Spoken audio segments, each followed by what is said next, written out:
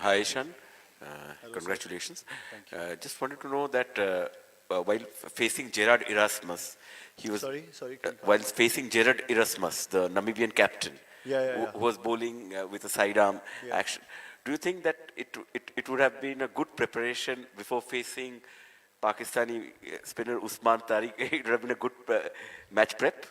No, I think we have already done the preparation part, and now it's just time to watch the ball and play our natural game. So, if the ball is there, as a batter, we just feel like going because it's a T20 game and we are trying to set a good total on board. But we do have to believe in our strength as well. There's nothing like you have to prepare. I think at this level, we just watch few videos and we get an idea of what kind of bowling is going to happen. So we're just keeping it simple. Yeah, he bowled pretty well today. And I think there was a quite bit of learning for us, for our team as well today. Yeah. Was there any cautious approach in the first 4 overs? Because you started hitting from the fifth over. Yeah. Was there any cautious approach? I think Not to hit sixer? I think before we thought it's going to be a pretty flat wicket, but when we started batting, ball was holding a bit, and we just felt it's not that easy to go for sixes and boundaries. So rather than losing wicket on a bad shot, we were just taking our time because end of the day, we just had an idea that we can also go for big overs afterwards, so we don't have to rush into it. But yeah, at the same time, we were looking for bad balls. But yeah, since I would say the wicket was not that easy, to be very honest, we were just taking our time in the middle. Ishan, scoring a 50 is always good, especially in a win. But to come up in a game ahead of the big clash against Pakistan, it gives you more confidence? 100% getting runs is always a good thing for batters, and we have been doing well from previous series as well when we were playing against New Zealand. So all these matches that we played, there was quite of learning, quite of confidence which we gained from those matches. But Pakistan clash, obviously it would be a special one for everyone. So we're not just thinking so much about the future game, but yeah, once we get there, we look at the wicket and we'll have an idea of what sort of match is going to happen and what will be a good total, and we'll just play accordingly. Ishan, we saw you were giving the pep talk to the team today and you were quite animated. Are you back to the kind of headspace you were when things went down south for you? You're much mature now, but mentally are you the freed up version which you were, and how much playing so much consistent cricket for Jharkhand played a role in that? Just talk us through that. No, I think I'm a changed man now, to be very honest. I don't get into it too much, but yeah, I do enjoy jokes and everything. I do it, but earlier I used to do it 24/7, but now it's just 2-3 hours of it. So yeah, I'm just focusing more on batting and my wicket keeping, which is going to help the team and which is going to help me. Everything is secondary, so I'm not just always joking, but especially under Gauti Bites. Ishan, just like on Erasmus, when a spinner is trying different things, whether bowling with a slingy arm or from behind the crease, does it put you off at all as a batter, or how much does it mess with the bat swing in a format like T20? Yeah, it might play in your head for a couple of balls, but I think at this level you need to have trust on your own strength as well. Even if he's trying to do something, we can go for sixes or boundaries at the same time. So important thing is how we are thinking at that point of time when the bowler is trying to do something different. But if we are just looking for boundaries and sixes and we are believing in our own strength, I think that helps the batters more. So we're just trying to keep it simple. Yeah, some batters might score runs, some batters won't, but it's part of game and you keep on learning game by game, so it's going to help anyway. Ishan, if you want to talk about your own batting, what has changed over the last 2 years?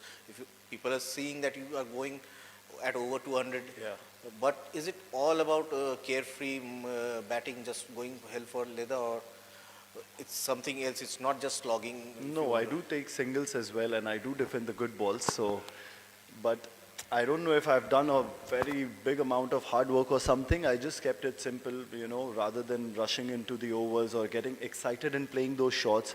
I'm just trying to be calm on the pitch and just trying to watch the ball and play those shots which I already had. But sometimes you get excited and play those shots when you're playing international cricket. So I'm just trying to cut those moments off in my life and just trying to play my own shots which I'm good at and which is on that particular wicket. So I'm not doing so much or thinking so much about batting. or getting into extra training sessions. But yeah, just trying to watch the ball and be calm in the wicket, 2-3 dot balls also, it should not make a difference, because I think the batters in our team, they all got strength, they all got that ability to hit at any point of time, so it's just a matter of 2 balls. And for us, it's important to understand that thing also, like 2 balls, if you get 2 sixes, it's all covered.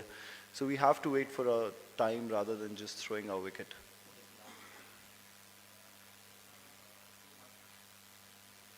2 matches, 2 victories, 3 different kinds of half centuries, but also 3 collapses in 2 innings at various stages. How do you assess how the team is batted in these 2 games? I think they batted pretty well, and both the wickets, I feel it was a bit different what we expected to happen. And today, looking at this death overs, when we were not able to, regularly hit big sixes, I think we need to also give credit to Namibia bowlers, because they were bang on with their Yorkers, they were bang on with their slower ones. So, yeah, it was a good learning. Maybe if some other team is doing the same thing, maybe we can use the crease more, or we can do something different which can irritate the bowler. So yeah, it was a good learning in this game, and especially I think it was not about our batters not able to hit sixes, but it was more of them bowling very well in the death overs. Ishan, you said earlier that you were not swinging the bat every ball in the power play, which is true. But at the same time, India scored 85 odd, which is their 3rd highest ever in power play. And clearly the power play scores are very integral to this kind of a tournament, where you see that later on in the middle overs, there's a collapse, the power play scores offset. Do you agree that setting that tone is not just the important thing, but also kind of getting to a very commandable target is important in that? Yeah, I mean, we all are in good touch, and we are all looking to, use the power play as much as we can, and we are selecting the bowlers. It's not like, especially like when first over, if you see, what was Trumpelman? He bowled pretty well, few balls, so we did not take charge on that, because we knew like later on, once the ball stopped swinging, maybe we can go for extra 10 runs in the over. Instead of scoring 15, we can go for 24 or something. So that was the plan, and I think game by game, situations will be different. Today it was different. Tomorrow when we play against Pakistan, it might be different. So we need to assess as soon as possible, know about the wicket more, know about their bowling strength, who's going to bowl when, and who we can take on. If it's required for me to take single and give the strike to someone else, I'll do that as well. So it's important to, be aware of the game situation, and, I feel if you get a good start in power play, you should always try and, maybe one batter can always go for sixes at any point of time, but I think top 3, one batter is supposed to bat for long. And we have been doing it pretty consistently, and now it's just time for us being in a good headspace and being calm in the situations. Even if the over did not go our way, we'll just try and, look at the situation, look at the bowler who we can charge, and who we can just try and rotate strike on. Thank you, guys.